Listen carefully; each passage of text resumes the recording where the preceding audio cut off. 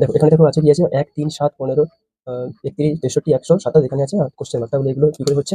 তাহলে এটা 1 আছে 1 থাকবে। এটা কি হচ্ছে 1 + 2 = 3। এটা কত হচ্ছে তাহলে?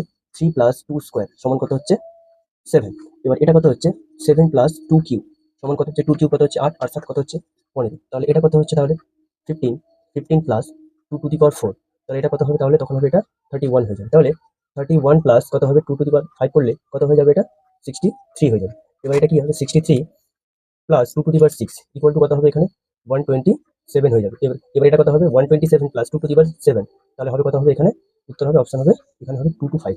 তাহলে কত উত্তর হবে এখানে?